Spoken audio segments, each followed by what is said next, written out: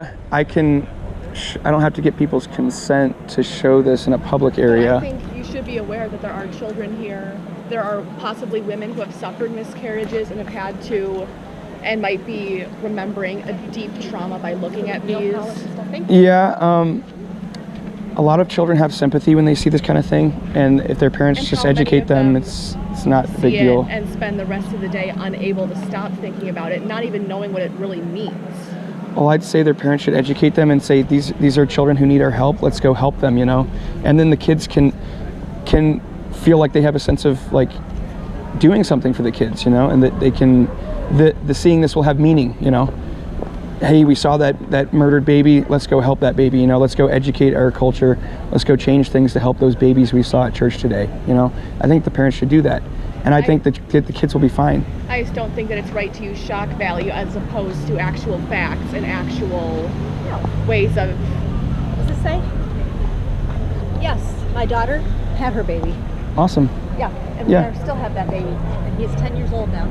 Good. And we love him, and he's been brought up in the church, and this church cares a ton about babies and kids. Okay, I wish there were more people from this church who would go out to the killing facility on Saturday morning. Like, why wouldn't you use facts and things that will convince people in their mind rather than just, this is a disgusting image, so it's going to make me feel uncomfortable? Why not use facts about when life begins? Why not use facts about, because I mean, I've spoken to a lot of people who are pro-choice, and this stuff doesn't convince them. This stuff does not convince a single person who is pro-choice in my experience, because they just go, wow, that's disgusting of you to use these images. There's a lot of shock value as opposed to using something that can convince people. I think some people just aren't affected by the images. I think some people are. There are stories of people going to killing facilities and seeing these pictures and turning away from murdering their children because they saw just how graphic and violent it is. I know a woman personally who, a big part of why she turned away from murdering her child is because I was holding a picture with dead babies on it outside of Planned Parenthood. She lives like right down the street, and we've been helping her out. So like,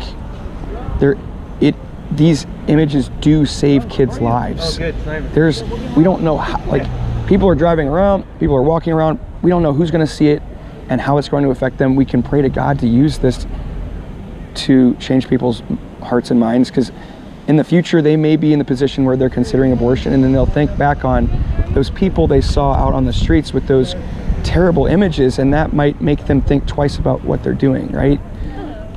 So I think that's very important, because it is a fact that these images save people's lives. So they do need to be used. We need to use every weapon in our arsenal.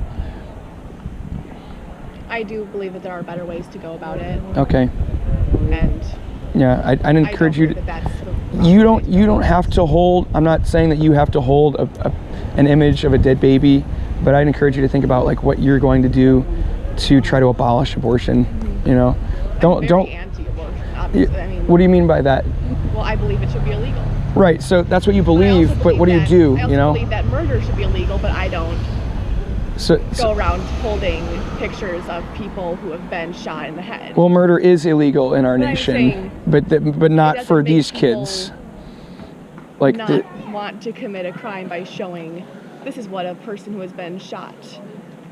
Well, I mean, if it was culturally acceptable for people to go around shooting other people, and it's like the violence is hidden away and nobody really, like very few people know what it looks like, then it probably would be good to show people like images of people who have been shot in the head, so they understand, hey, that's not a good thing to do. Stop supporting shooting people in the head, you know? I think that people's consent should be taken into account when images like this are being shown.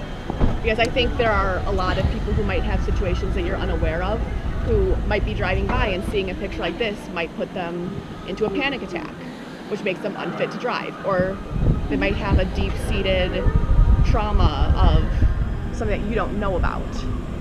And I think there might be people here who are seeing these images makes an unsafe situation. I know people who have had panic attacks and have had to pull over because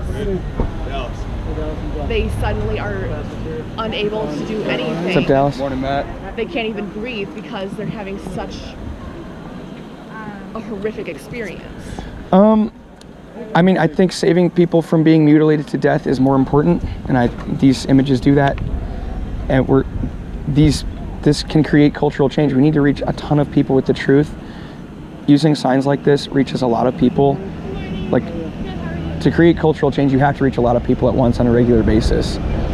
Because culture is shaped by what the majority of people are constantly seeing and hearing and talking about. This forces people, or it creates conversations. It makes people think about it. It makes them question it. You know, it can change their mind. And God can use this. And I think it's very effective.